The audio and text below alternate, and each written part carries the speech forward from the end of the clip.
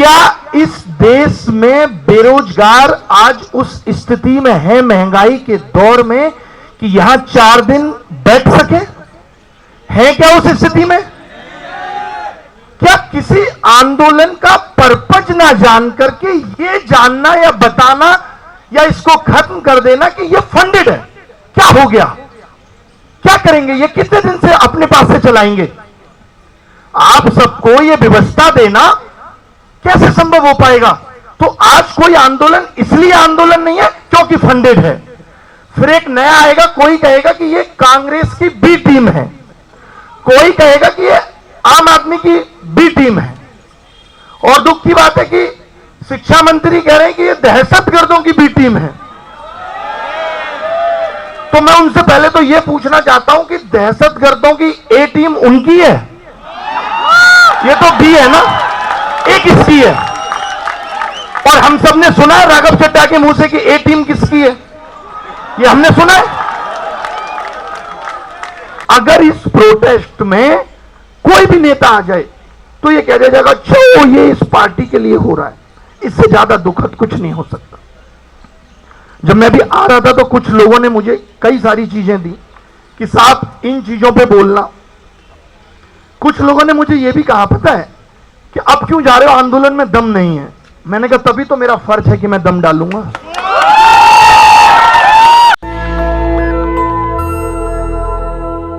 आज पता है ऐसा कोई देश नहीं है जहां पे समस्याएं नहीं होती, या भारत में भी पहले समस्याएं नहीं थी। फिर लोग निकल के आते हैं और समस्याओं के लिए लड़ते हैं। आज इस देश में लड़ना मुश्किल हो गया है। क्यों हो गया मैं बताता हूं। आज जब सुबह मेरा वीडियो आया कि भाई मैं प्रोटेस्ट में जा रहा हूं, तो पता है लोगों के मुझे कैसे मैसेजेज आए, बड़े बड़े लोगों के, कह रहे क्यों जा रहे हैं, ये तो फंडेड है। आपके सामने भी आया होगा। क्या इस देश में बेरोजगार आज उस स्थिति में है महंगाई के दौर में कि यहां 4 दिन बैठ सके? है क्या उस स्थिति में? क्या किसी आंदोलन का पर्पज ना जान करके ये जानना या बताना या इसको खत्म कर देना कि ये फंडेड है, क्या हो गया? क्या करेंगे? ये कितने दिन से अपने पास से चलाएंगे? आप सबको ये व्यवस्था देना कैसे संभव हो पाएगा? तो आज कोई आंदोलन इसलिए आंदोलन नहीं है क्योंकि फंडेड है। फिर एक नया आएगा, कोई कहेगा कि ये कांग्रेस की बी टीम है, कोई कहेगा कि ये आम आदमी की बी टीम है। और दुख की बात है कि शिक्षा मंत्री कह रहे हैं कि ये दहशतगर्दों की बी टीम है। तो मैं उनसे पहले तो ये पूछना चाहता हूं कि दहशतगर्दों की ए टीम उनकी है, ये तो बी है ना, एक इसकी है। और हम सब ने सुना है राघव चड्ढा के मुंह से कि ए टीम किसकी है, ये हमने सुना है। बी टीम है। यहां पे आकर के मैं ऐसे लोगों से भी सवाल करना चाहता हूं आपको, जैसे इन्होंने कहा कि यहां पे किसी के पिताजी की कल उन पे अटैक हो गया। आज हर आंदोलन में ये डर है कि कुछ ऐसे असामाजिक तत्व आएंगे जो ये काम करेंगे ताकि आंदोलन का मूल जो है वो दब जाए। ये हर आंदोलन का डर है। और मैं मीडिया से भी ये कहता हूं कि आप इसी डर को क्यों दिखा रहे हैं? आज आप ट्विटर खोलिए तो उस पर क्या दिखाया जाएगा? एक लड़के को, मीडिया से मेरा मतलब यूट्यूब मीडिया से भी ये पकड़ लेंगे, इसको नीट की फुल फॉर्म नहीं पता।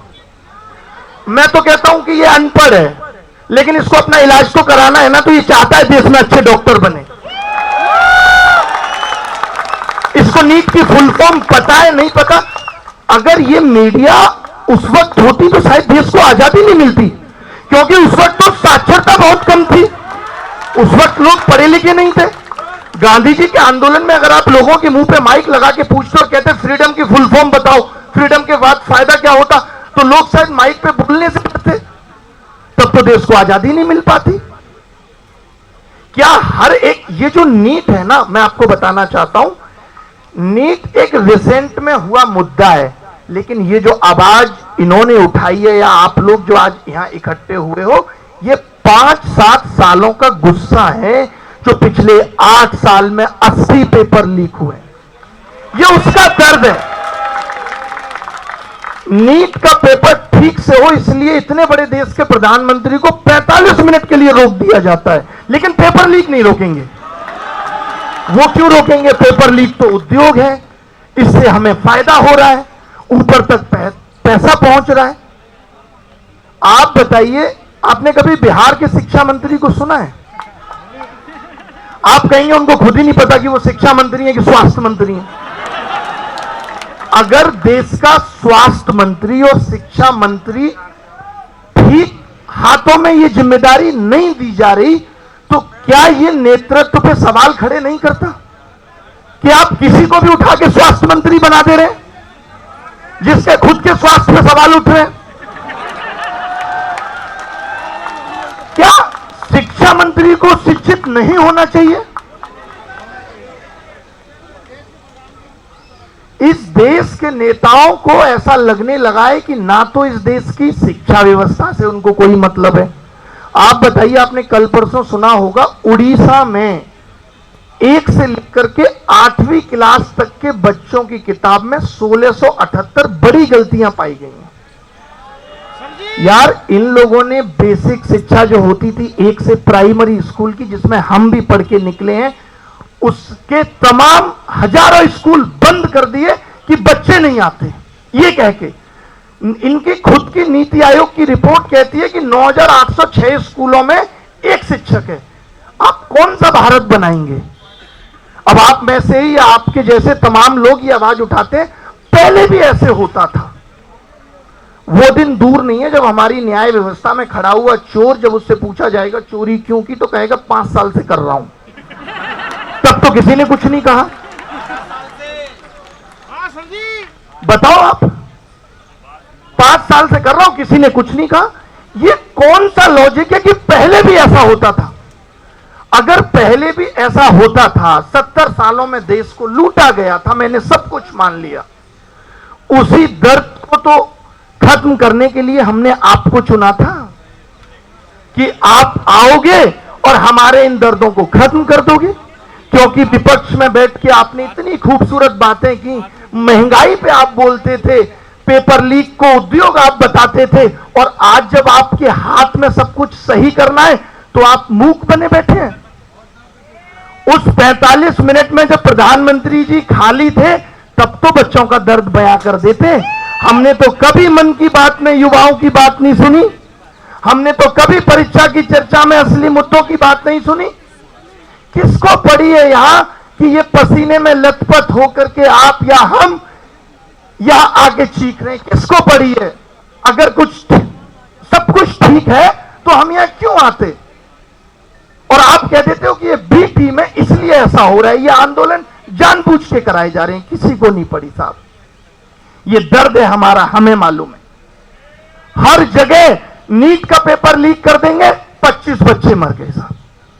साकेत के होटल में आग लग जाएगी, 22 लोग मर गए। लाइब्रेरी में आग लग जाएगी, 22 लोग मर गए। मजाक चल रहा है क्या देश में? बीएड का पेपर देने गए लोग बाहर फोटोस्टेट कराने आए, जहां खड़े थे गड्ढे में गिर गए। ये देश सुधारने आए थे आप? और सबसे कमाल की बात यह है कि आप जिस राम की बात करते हैं उसके चरित्र से आपने कुछ नहीं सीखा। वो राम रात में निकल के लोगों का दर्द दुख सुनते थे, आलोचना सुनते थे कि प्रजा क्यों हमसे खुश नहीं है, और आप उस आवाज को खत्म करने का काम करते हैं।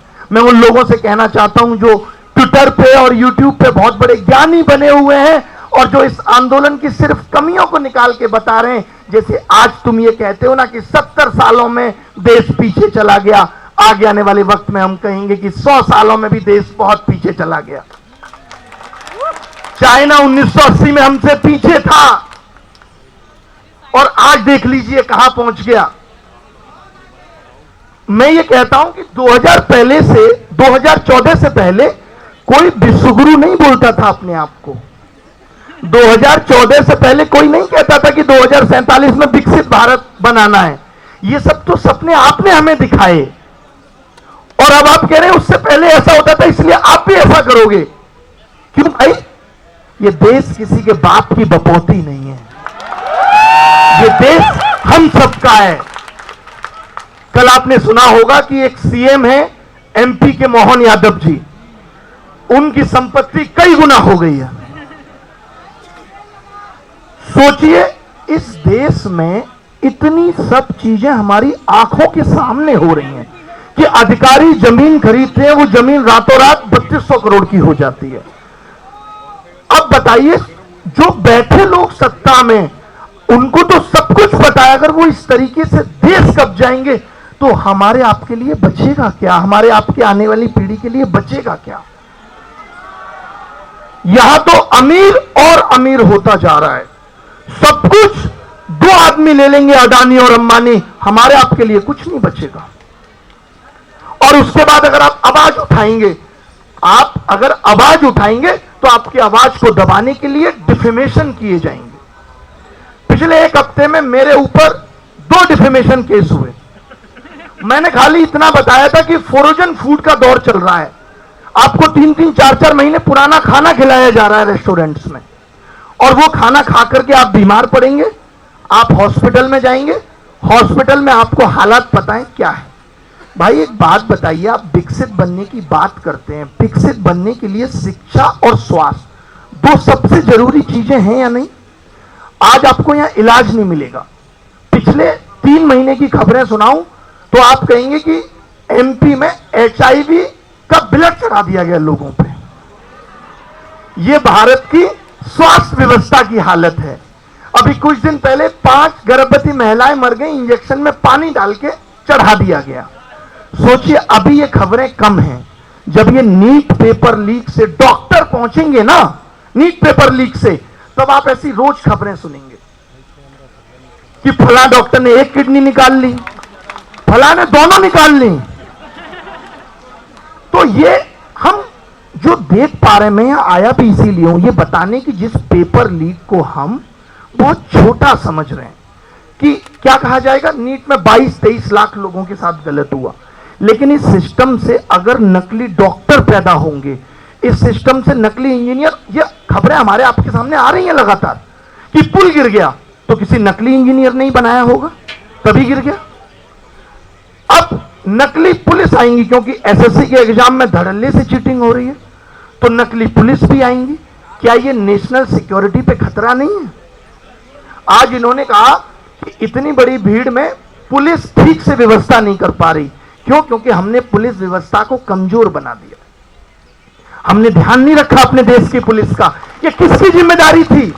ध्यान रखना, किसकी जिम्मेदारी थी कि यहां पे इतने लोगों के बीच में बड़ा पुलिस फोर्स हो और वो सब आपका ध्यान रखे? ये किसकी जिम्मेदारी थी?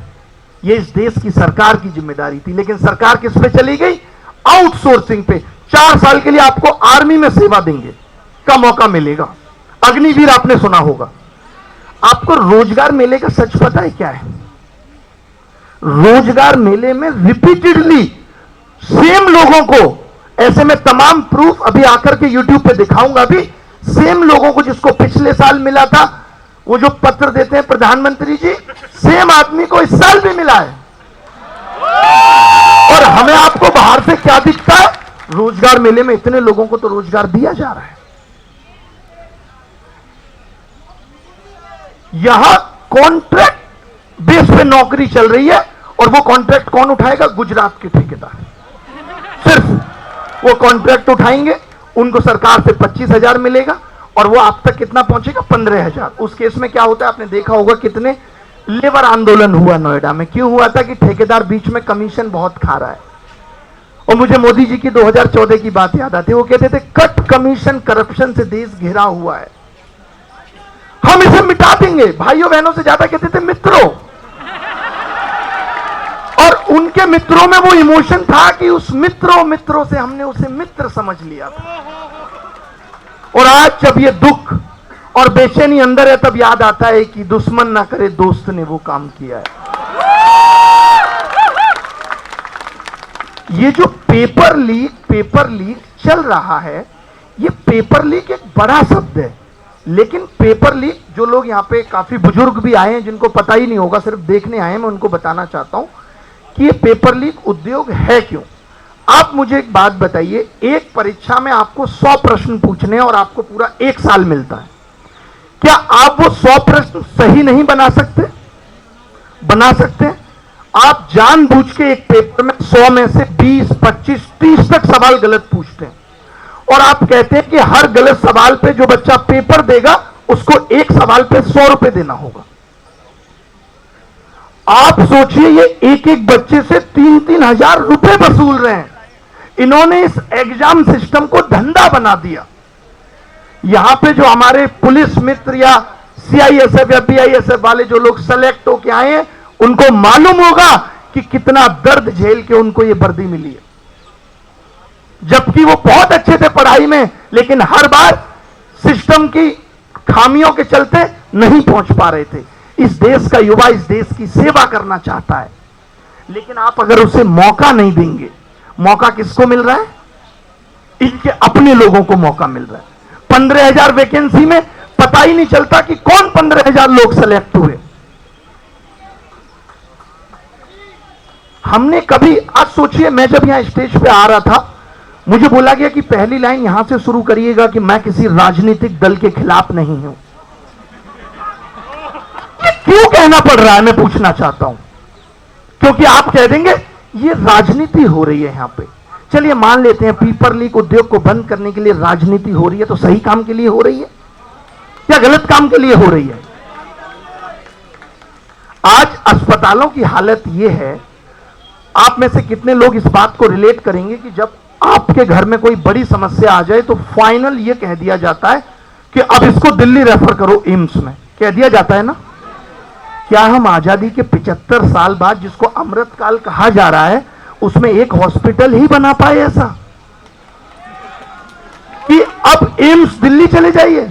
दिल्ली एम्स की हालत पता है आपको क्या है? सुबह 3 बजे से लाइन लगती है और ये क्या कह रहे हैं? ये कह रहे हैं कि 2047 में भारत विकसित हो जाएगा।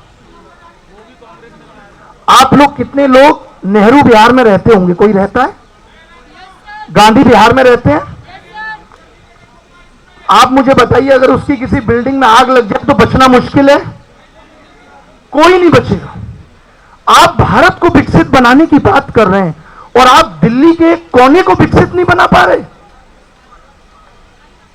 अगर मुझे यहां से चंडीगढ़ जाना है और उस रास्ते में पानीपत आ ही नहीं रहा, इसका मतलब है कि मैंने गलत रास्ता पकड़ा है। यह विकसित भारत का रास्ता हो ही नहीं सकता। आज से 15 साल पहले धनिये में एक महक आती थी, अदरक में एक महक आती थी। आज वो महक खत्म हो गई है, आज नहीं आती। क्यों? क्योंकि अदरक, धनिया, ये सब कुछ नकली बिक रहा है, सब कुछ एडल्ट्रेटेड है, केमिकल मिलाए जा रहे हैं। खाना आप खराब खाएंगे बाहर, रेस्टोरेंट में जो खाना मिल रहा है वो 2-2, 3-3 महीने पुराना है। यहीं पीछे जामा मस्जिद में कंपनियां मशीन से खाना बना रही है, वहीं से आता है फ्रोजन होकर के। आप बीमार हो जाएंगे, आपको इलाज नहीं मिलेगा। बेसिक शिक्षा आपकी कमजोर है, आपको हॉस्पिटल व्यवस्था सही नहीं मिल रही। जिन बिल्डिंग्स में आप पढ़ने जा रहे हैं वो आग लग जा रही है। फिर सरकार क्या करती है? उसके बाद कमेटी बना दी है। अभी साकेत के जब मालवीय नगर में आग लगी थी, 15 दिन तो हो गए ना, क्या आया कमेटी का रिजल्ट? कमेटी तो सीसेट को लेकर भी बनी थी और उसने कहा था कि सीसेट नहीं होना चाहिए। तो ये सब कमेटी बनाना, एयरफोर्स से पेपर ले जाना, सिर्फ ध्यान भटकाने के लिए हो रहा है। सरकार की मंशा में कहीं ये नहीं दिख रहा कि हम इस सिस्टम को ठीक करना चाहते हैं। आप बताइए, अगर ये स्कूल व्यवस्था को ठीक करना चाहते हैं तो इनके ही मंत्री राजनाथ सिंह साहब, रक्षा मंत्री हैं, वो प्राइवेट स्कूलों का उद्घाटन करने क्यों पहुंच रहे हैं? मैं पूछना चाहता हूं, आप बताइए। आज मैं आपसे पूछना चाहता हूं, यहां पे कुछ ऐसे बच्चे भी होंगे जो 12th करके आए हैं। आज भी बच्चा आईआईटी कानपुर ही क्यों जाना चाहता है, पटना क्यों नहीं? आईआईटी पटना नहीं जाना चाहता। तो मैं ये कह रहा हूं कि जो आईआईटी पुराने थे, आज तो आप कहते हो डिजिटल इंडिया है साहब, विश्वगुरु इंडिया है साहब, आत्मनिर्भर इंडिया है साहब, तो क्या उस दौर में आप नए आईआईटी पुराने से बेहतर नहीं बना पाए? क्यों भाई? आज 2-2.5 करोड़ लोग 12th पास करके निकल रहे हैं। सोचिए, इन लोगों को पता चल रहा है अब तो, इन 18, 19 साल के लोगों को जब ये पता चल रहा है कि 10,000 करोड़ का घोटाला हो गया प्रधानमंत्री विकास कौशल योजना में। सीएजी रिपोर्ट कहती है ये। आपको पता है विकास कौशल योजना किसके तहत चलती है? स्किल डालने की जिम्मेदारी किसकी है? नहीं पता। सोचिए, ये भी जिम्मेदारी शिक्षा मंत्री की थी। शिक्षा मंत्री की जिम्मेदारी थी कि एजुकेशन में कैसे स्किल डाला जाए, और क्या कमाल का स्किल डाला कि उसमें 10,000 करोड़ का घोटाला है।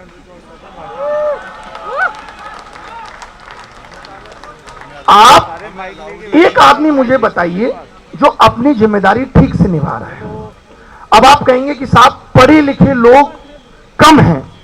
अरे भाई, यहां तो पढ़े लिखे लोग भी नहीं ठीक से निभा रहे। वो रेल मंत्री तो आईएएस है, आज तक रेल लाइन पे नहीं आ पाई, आए दिन घटना आ जाती है। ये जो चल रहा है कि शिक्षा मंत्री इस्तीफा दो, तो लोग कहते हैं क्या हो जाएगा इस इस्तीफा देने से। अगर आप ये सोच बना लेंगे ना कि क्या हो जाएगा, तब तो कुछ नहीं होगा, किसी से कुछ नहीं होगा। नीट पेपर देने से ही क्या हो जाएगा? डॉक्टर बन जाएंगे ना। डॉक्टर बनने से ही क्या हो जाएगा? 10 साल नौकरी कर लेंगे ना। नौकरी करने से क्या हो जाएगा? शादी हो जाएगी, बच्चे हो जाएंगे। एक दिन तो आपको चले ही जाना, यही सोच लीजिए फिर तो, जब कुछ नहीं होगा किसी चीज से। तो अगर किसी चीज से कुछ होगा ही नहीं, ये सोच लिया जाए। भाई, आज हम कहते हैं ना कि लोगों ने आवाज नहीं उठाई। आवाज कौन नहीं उठाता? सोच किसकी खत्म हो जाती है? जो मर जाता है, जिसका जमीर खत्म नहीं, जिसकी सांसें नहीं रहती। हमारी सांसें हैं, हम बोलेंगे। आज इस प्रोटेस्ट में नहीं आएंगे बिजनेसमैन, उनको पता है कि उन्होंने गलत तरीके से पैसा कमाया है, सरकार ईडी और सीबीआई छोड़ देगी। नहीं आएंगे, नहीं आएंगे। नेता आने से डरते हैं कि इनका प्रोटेस्ट खराब हो जाएगा। अगर इस प्रोटेस्ट में कोई भी नेता आ जाए तो ये कह दिया जाएगा, जो ये इस पार्टी के लिए हो रहा है, इससे ज्यादा दुखद कुछ नहीं हो सकता। जब मैं भी आ रहा था तो कुछ लोगों ने मुझे कई सारी चीजें दी कि साहब इन चीजों पे बोलना। कुछ लोगों ने मुझे यह भी कहा, पता है, कि अब क्यों जा रहे हो, आंदोलन में दम नहीं है। मैंने कहा तभी तो मेरा फर्ज है कि मैं दम डालूंगा, यही तो मेरा काम है।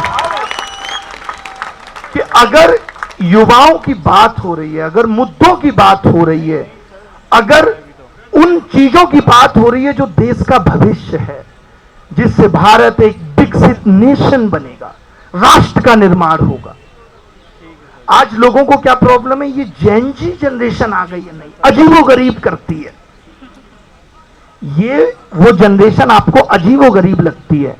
और ब्लिंकिट कैसा लगता है? 8 मिनट में नारियल का पानी आपके सर के ऊपर फेंक के मार देता है, वो आपको एक्सेप्टेड है। मतलब आप इस जनरेशन की अच्छी चीजों को स्वीकार करेंगे नहीं, और ये जनरेशन में आपको कमियां दिख रही हैं। अरे इसका अंदाज है, ऐसे इसका अंदाज है इस तरीके से रिप्रेजेंट करना अपने आप को। अच्छी बात है, आज से पहले आंदोलन होते थे तो वही लोग पहुंचते थे जो प्रभावित होते थे। मैं खुश हूं इस जनरेशन से कि जो प्रभावित नहीं है, लेकिन उतना दूर का सोच पा रही है कि कल को हमारे लिए भी दिक्कतें होंगी। तो ये अच्छी बात है, ये खूबसूरती है इस आंदोलन की। लोग एक्सेप्ट नहीं कर पा रहे, बात की इस जनरेशन को एक्सेप्ट नहीं कर पा रहे। कुछ लोग एक वीडियो जारी कर देंगे कि ये एलजीबीटी आंदोलन में क्यों आ गए, देश के नागरिक नहीं है, उनको वोट देने का अधिकार नहीं है। क्यों नहीं होंगे वो? हर कोई, किसी को होना चाहिए आंदोलन का हिस्सा, वो क्यों नहीं होंगे? अब इनको ही देख लीजिए, इन्होंने एक्सेप्ट कर लिया मोबाइल कल्चर।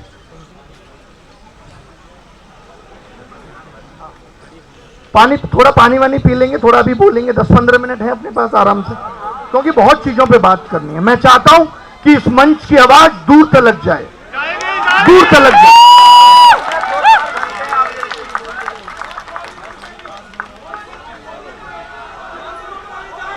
बॉलीवुड में ना बहुत देखिए क्या आक्रोश है इनके अंदर। ये कह रहे हैं कि बॉलीवुड आवाज नहीं उठा रहा। अरे भैया, बॉलीवुड तो संसद पहुंच गया है। हम पे और आप पे तंज कस के 2019 में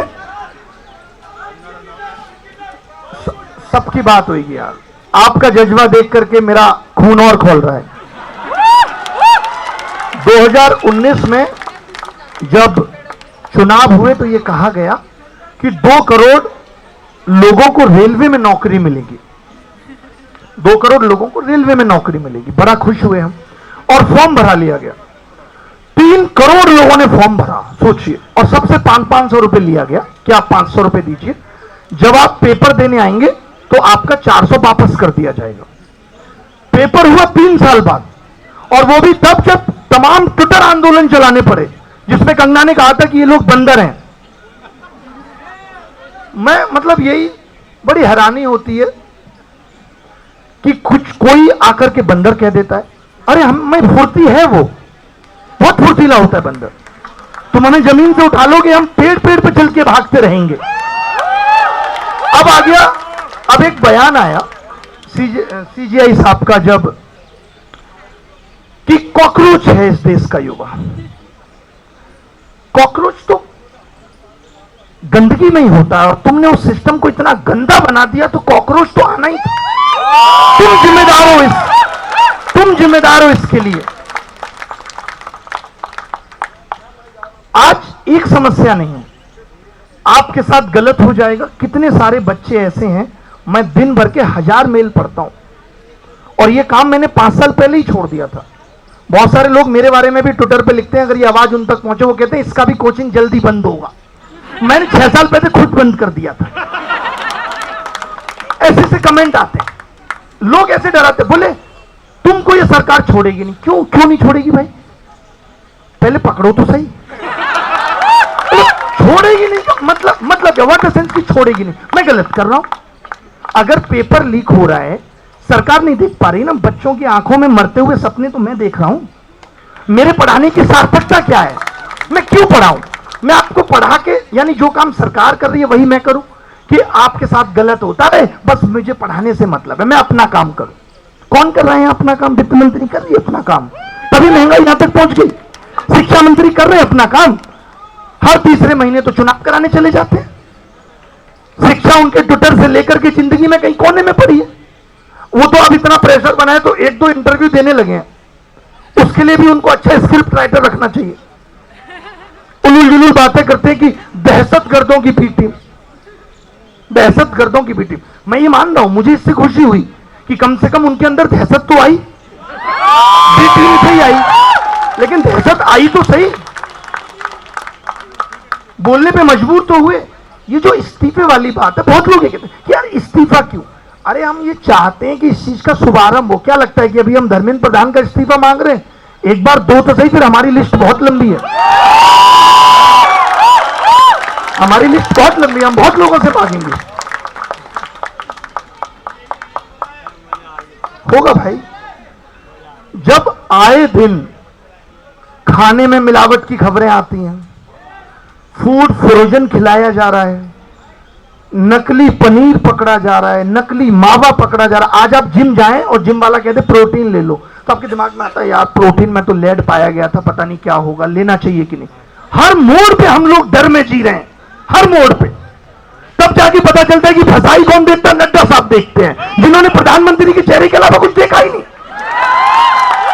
मैं उनको इतना ही जानता था कि प्रधानमंत्री जी कहीं जाते हैं तो मैंने कहा कोई प्रोटोकॉल होता होगा, एक आदमी आता होगा जो उनको अप्रिशिएट करेगा, माला पहनाएगा। मेरे को इतना ही पता था, मुझे नहीं पता था। सोचिए, मैं थोड़ा बहुत फिर भी पढ़ता हूं, तब मुझे पता चला ये आदमी हेल्थ मिनिस्टर भी है, जिसने सिर्फ प्रधानमंत्री जी की हेल्थ का ध्यान रखा है, बस एक आदमी। वो दिन पे दिन यंग हो रहे हैं, वो दिन पे दिन यंग हो रहे हैं, और आपके जैसे लोग सूखते जा रहे हैं। क्या हुआ? अच्छा, ठीक है ना, चलने देना चाहिए। अच्छा, तो अब अगर इन सब चीजों पे मैं बस एक चीज पूछना चाहता हूं, विपक्ष इसलिए बेचारा, विपक्ष की लाचारी को भी समझिए, क्योंकि जो ये कर रहे हैं उसका कुछ परसेंट वो भी पहले करके बैठा है, तभी तो हालात यहां तक पहुंचे हैं। अब वो बेचारा आवाज उठाने में असमर्थ है, उसको पता है आवाज उठाएंगे तो आवाज के साथ ये भी दबा दिए जाएंगे, अब वो नहीं उठाएगा। अब बात आती है बिजनेसमैन की। बिजनेसमैन इसलिए नहीं उठाएगा क्योंकि ना उसका जीएसटी ठीक से भरा गया है, ना इनकम टैक्स, वो नहीं उठाएगा। तो फिर अब इस देश में आवाज उठाने के लिए बचा कौन है?